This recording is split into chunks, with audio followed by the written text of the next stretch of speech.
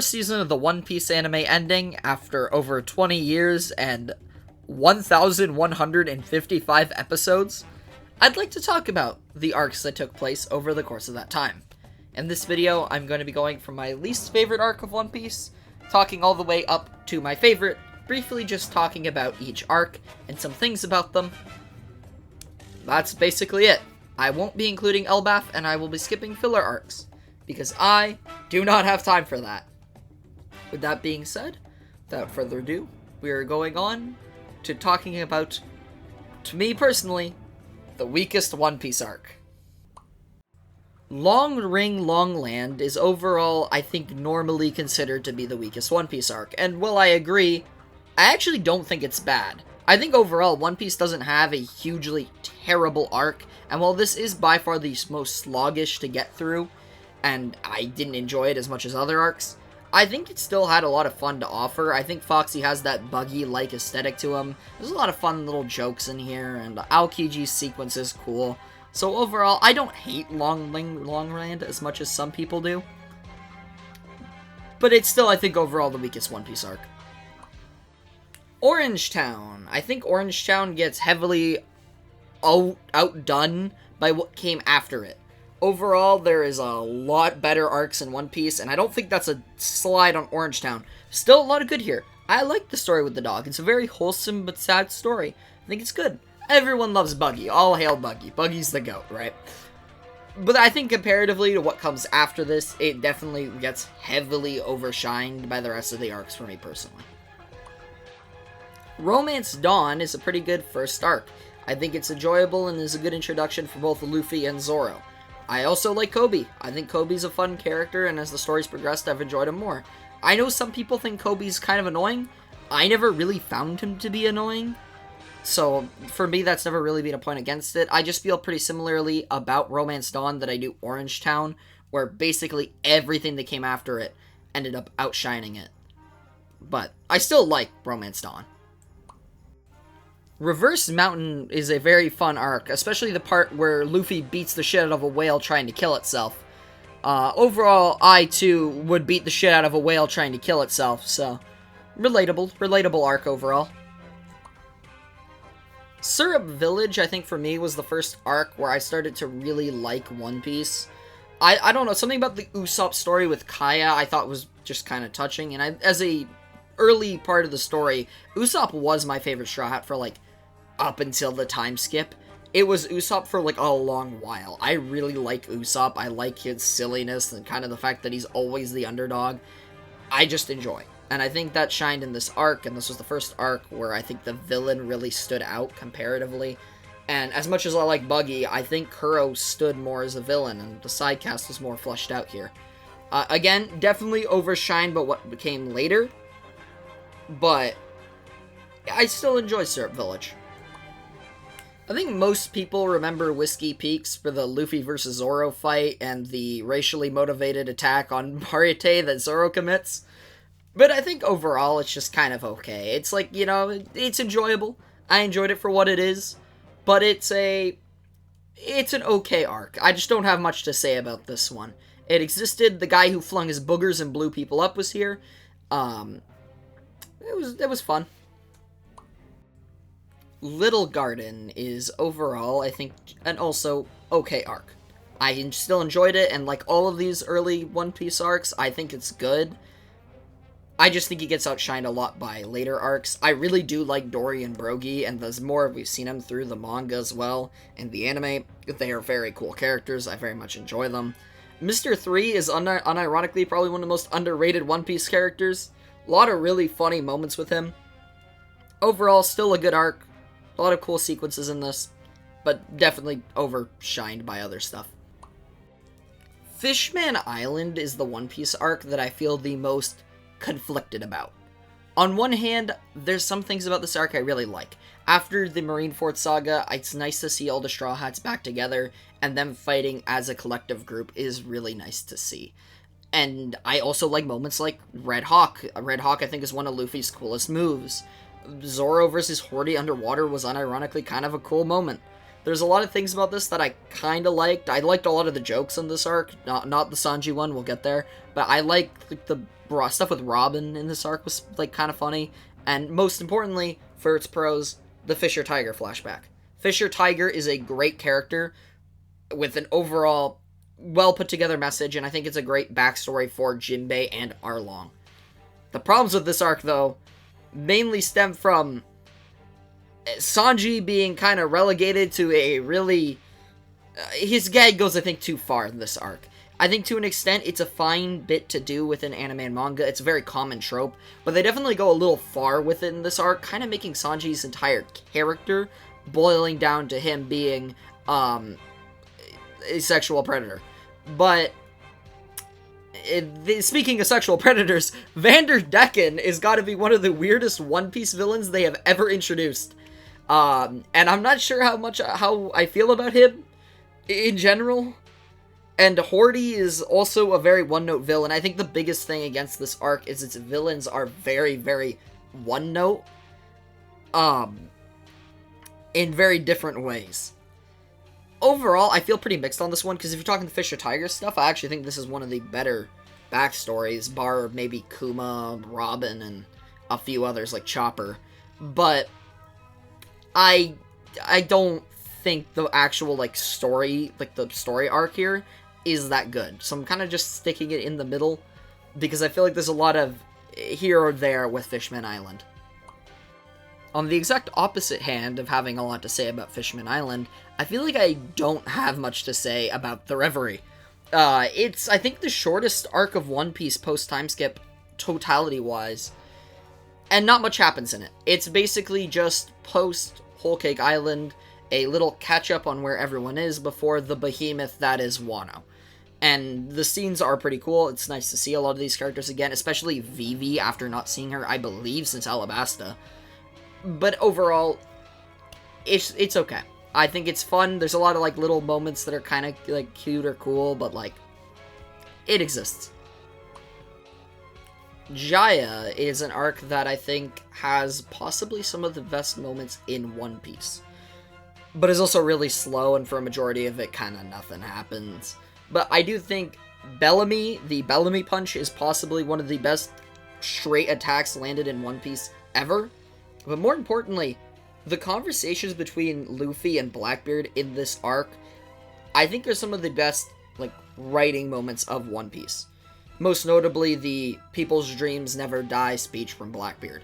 So, while I have my mixed opinions on it, I still want to put it high, because I think it has a couple of the best scenes in the series.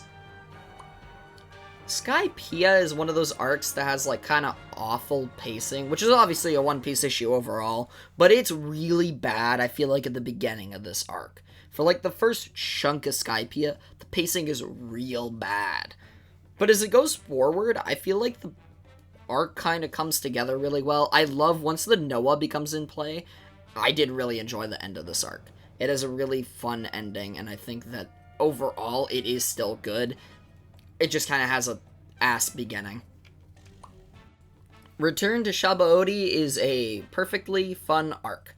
I think it's cool to see everyone come back together for the first time in such a long time, with the Marineford stuff again. But unlike Fishman Island, I don't really have anything to complain about here. It's a very short, to-the-point segment with a couple really cool moments and a couple fun jokes. Overall, I can't hate on it. Logue Town is an arc I feel like that doesn't get the appreciation it deserves sometimes. The scenes with Roger and Flashback here are great, and I think Smoker, well, later very much misused and not paid enough attention to, is a great character introduced throughout this arc, and I think if he was more focused as the story went on, could have continued to be as good as he was here. Buggy's comeback was great, and that scene with Luffy on the execution platform is also another one of those One Piece moments that I feel like stands out from the remainder as, like, one of the best. Overall, I like Logue Town. Barite is a arc that I think is good. It's overall fun.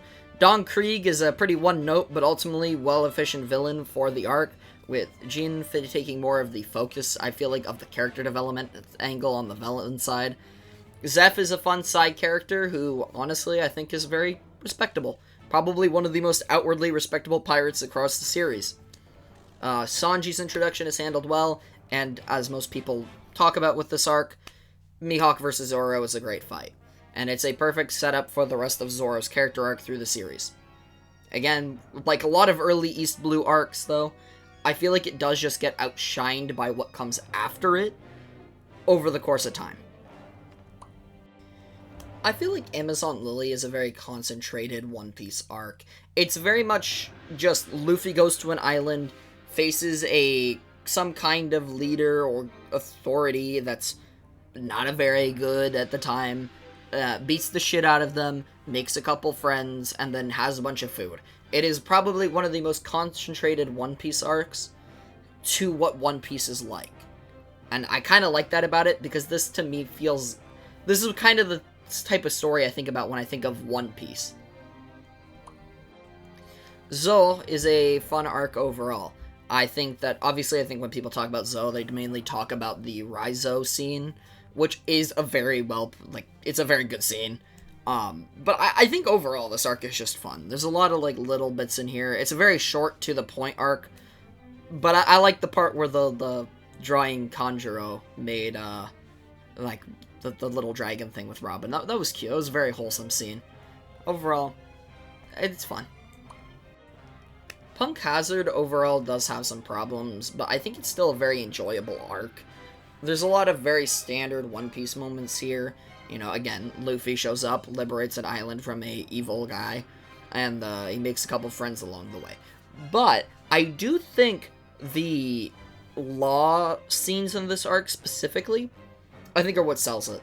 That scene where Law cuts the mountain in half, and he talks about breaking the gear and starting the new generation, I think that stands out for me for this arc to be one of the better ones. And I really do like that. I also kind of like Smoker's inclusion here and wish he did literally anything after this point. Because he kind of doesn't. And while Caesar in this arc isn't really the Caesar we get to later on as more of a evil, lovable goofball, he is an okay villain. Overall, I think Punk Hazard, it's pretty alright.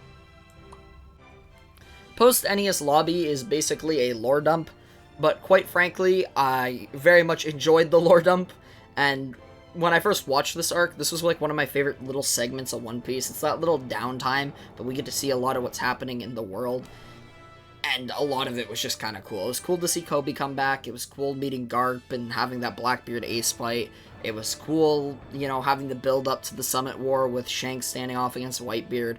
Just a lot of little things in here that were great, including Aokiji and Robin's conversation after the events of Enies Lobby. Overall, pretty good.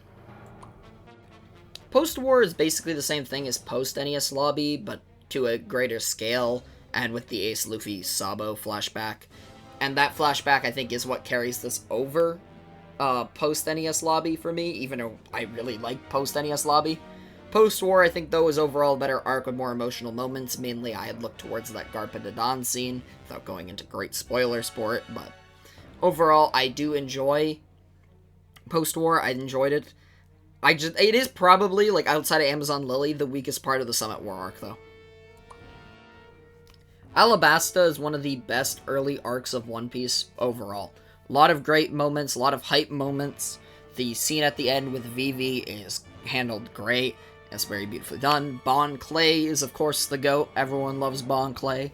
Crocodile makes for an overall good villain, and the overall emotional setup and the action sequences of this arc are all good. Everything you can say about Alabasta, I think, applies to Dressrosa, but Dressrosa does it a little bit better. I feel like there's more going on in Dressrosa. A few more plot points that are, carried over. I think the most underrated one is Kronos. You don't see people talking about Kronos in the same way that they do some other characters, for instance, Kuma. Even though Kuma is a better character than Kronos, don't take that the wrong way. But Kronos, I feel like, is a very similar character, and you don't see the same amount of praise around it. And I think a lot of that, especially with Dofi and Corazon and stuff, I think the same reason you don't see the praise for Dressrosa like you do those other arcs is its awful pacing. Dressrosa, if paced better, could be one of the top 4 or 5 arcs of One Piece. It's up there. If it wasn't for the fact that the pacing in this has the quality of watching paint dry, but if, like, every 20 minutes someone cut off one of your fingers, it's like, it's real bad. It's, especially considering the anime pacing, it's the worst it is. But this arc, writing-wise, and, like, visually at some points the animation's hit or miss, but for the most part, this arc, writing-wise and animation-wise, is actually pretty good. And it just, if pacing was better, I think it would overall be better. But characters like Kronos and Corozone and their stories and Senor Pink, some of the best probably in the series, especially if it was, like, once that remake comes out, I think this could be higher up. But for now, this is where I'd leave it. Hear me out on Thriller Bark being one of the best One Piece arcs. Is it not one of the funniest arcs in the series? That joke, like, Luffy walking up to the zombie and pushing him back into the grave, comedy gold. The Frankie cranking 90s on Moria mid-fight, double pumping him, peak cinema. And repeatedly, I feel like Thriller Bark was the funniest One Piece arc. Had the funniest jokes, had a couple really fun fights, actually. I think Perona versus Usopp is one of Usopp's best fights. That whole, like, Moria sequence near the end was all pretty well done, and of course the Zoro nothing happened moment was a great moment. There was a lot of actually really well put together moments in here. The pacing wasn't that bad. It was overall very funny. And the action was pretty good too. I skipped over Brook. There's so much in this arc. Brook's backstory, also amazing. Just, I personally feel like we do not give Thriller Bark the credit it deserves. This is like a easy, like, top 15, like, one of the best One Piece arcs. And I feel like people don't appreciate it enough. Arlong Park is the arc that normally gets people into One Piece. Arlong is a perfectly solid villain for this arc, but the main focus here is Nami. Nami's character development from this arc to the end is amazing, and I think people tend to undersell how big of a character development change it is for Nami because of how stationary Nami's character development has been since Arlong Park. But this arc did grow her a lot in a very short amount of time, and the moments here, like the walk to Arlong Park, and of course Luffy giving his hat to Nami, stuff like that were all very, very well put together, and very well done. I also think this arc holds up animation-wise. For its age, I don't really feel it's that dated.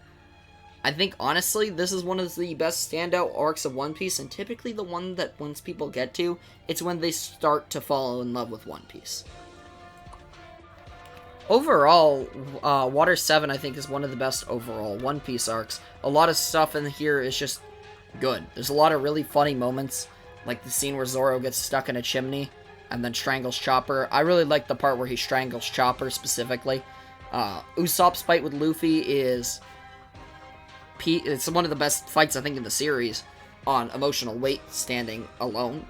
And that conflict over the Mary, I think, was a very well put together conflict that makes sense within the context of the story. Frankie is the GOAT, and his introduction was great. Overall, even CP9 was also a great group of antagonists, and while definitely more focused in NES Lobby than Water 7, they were still really good here. So overall, Water 7's peak. The Dr. Hirelook flashback in Drum Island, I think, might be top 2 One Piece flashbacks. I think the overall theme and narrative of Dr. Hirelook's story and how it affects Chopper and the end of this arc with that context hits in a way that I think certain One Piece endings haven't reached for me. And with Drum Island being overall so short and condensed and pretty decently paced, all things considered, for a One Piece arc, I think there's a lot here that is really good that doesn't get the same level of credit. Luffy also gets a good bit of character development through this arc that people don't really talk about. Sin Warple, while not an amazing villain, is good enough. I think overall, this arc doesn't get the appreciation it definitely deserves, because I think it has one of the best flashback stories in the overarching whole entirety of One Piece. Sabaody is one of these arcs that has just like, hype moment after hype moment after hype moment. The Luffy punching the Celestial Dragon, I think, is the one most people come to. But Kizaru riding a fucking cannonball in to fight the entire Worst Generation was just ridiculous, but it was also very cool. Also, the Worst Generation being introduced. A lot of the Worst Generation members, I think, are some of the most standout members of the overall One Piece cast. And Kizaru himself, I think, is honestly my favorite admiral. Rayleigh's introduction was really cool, and there's just a lot of great moments with this, especially with the Kuma scene towards the end.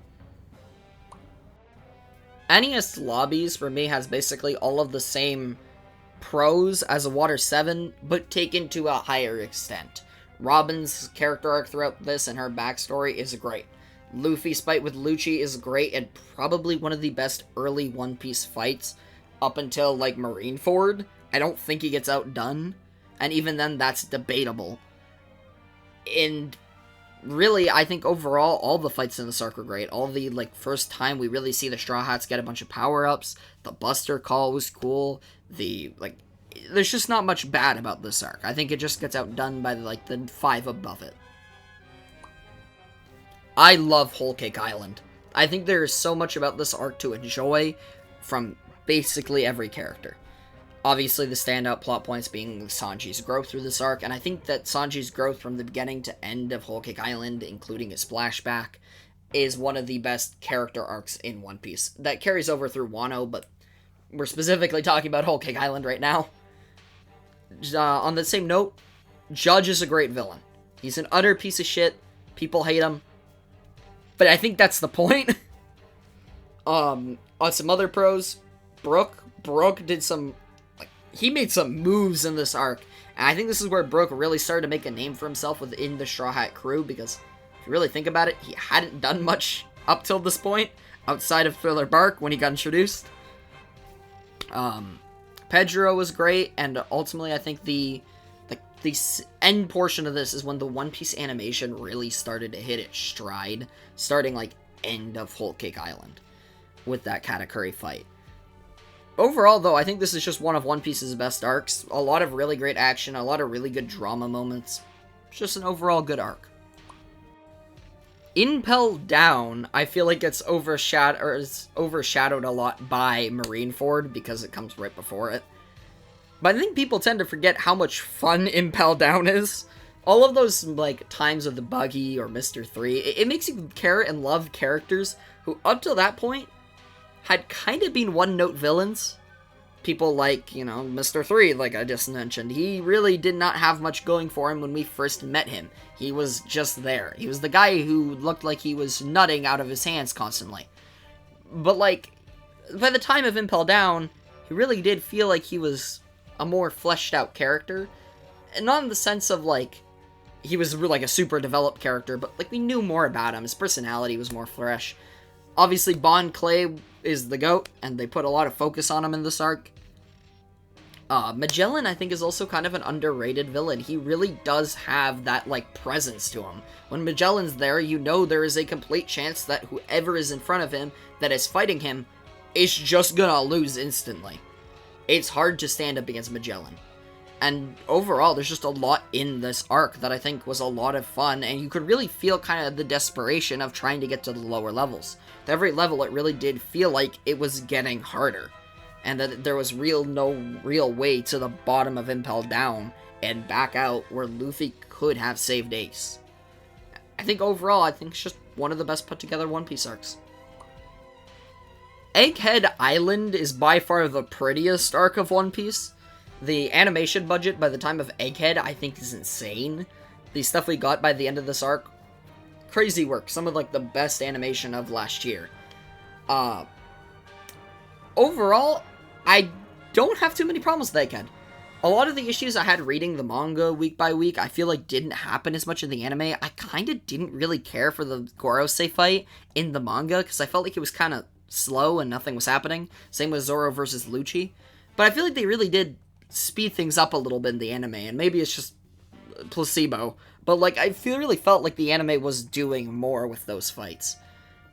And they just ended up being better towards the end, and my only other real issue with Egghead was, like, that pacing, right? It was like the time on Egghead itself, in the manga to me at least, felt like the weaker part of the Egghead arc, where the stuff with like Shanks and Law and Blackbeard was like, Garp was like the focus almost. But the anime, I feel like, kind of fixed that. Emu being introduced properly was great. I think Emu has already set himself up to be a really great endgame villain. And when talking about Egghead, I think it is important to bring at least one more notice back to the fact that Kuma might have the best backstory in any anime sequence ever. This arc overall was great. Wano is a behemoth of an anime arc. This is one of the longest anime arcs ever, and in some places it definitely shows. There are some points of Wano that are a drag because it is just so long, but when Wano hits, there is so much to talk about, so I'm just going to try and rush through a bunch of thoughts on Wano very quickly. Roger, anything with Roger in this arc was great. This arc did so much PR to make Roger look like one of the coolest pirates ever, and it worked. On that same note, Odin is awesome. Odin is one of the best, I think, side characters that's really only relevant for one arc of One Piece, and he never even was present during the events of the arc. It was all in a flashback. Zoro had a lot of great moments for this arc. Toei really pulled out their full Zoro glaze through Wano, to an extent where, again, I feel like it was almost better in the anime than it was ever in the manga for Zoro. Gear 5th.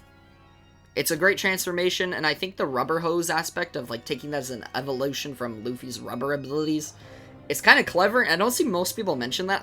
Like, the cartoon elements being, like, a rubber hose compared to the rubber fruit, I know it's connected to the sun god, but I feel like that's a cool correlation that I feel like doesn't get pointed out very often. On that same note, Law had a lot of great moments. I actually like Kid, unlike a lot of people who seemingly don't like Kid. I thought he was fun. That whole rooftop Onigashima fight was great. Well, very long, but great.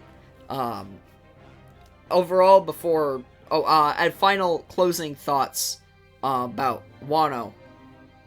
That's my, like, only real thought that's, like, a huge complaint about it. And it's not really a complaint. I just don't like Hiyori. This isn't, like, a credible thing towards the actual plot of the story. I just don't like Hiyori. I never really liked her, and they couldn't get me to through the entire course of the arc. It's a complete nothing burger to the actual quality of Wano as an arc. But I just want to bring it up, because, like, I don't know if I'm, like, in the minority of people with this, or people that, like, don't really talk about it. Because I never hear anyone talk about Hiyori in the first place, but I just don't like Hiyori. Irrelevant side tangent aside, overall, Wano is still one of the best anime arcs ever. Marineford, and I don't think it is an uncommon opinion to say Marineford is the best One Piece arc, but I think it still is. I think this is gonna be the best One Piece arc until something, like, really big happens atop it, like either when we get to Laugh Tale or that final war with Emu. But as it currently stands, I don't think anything's going to be able to top it. Even Elbaf, which I'm not going to talk about in detail because this is specifically for the anime arcs, I don't think is topping Marineford.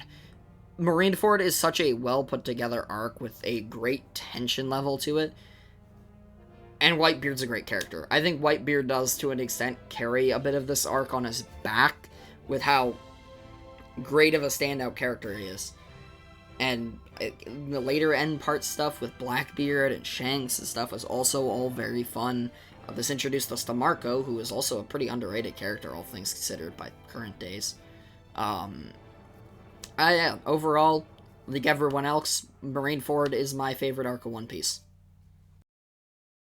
The video is now over. Leave. The video is over. Leave.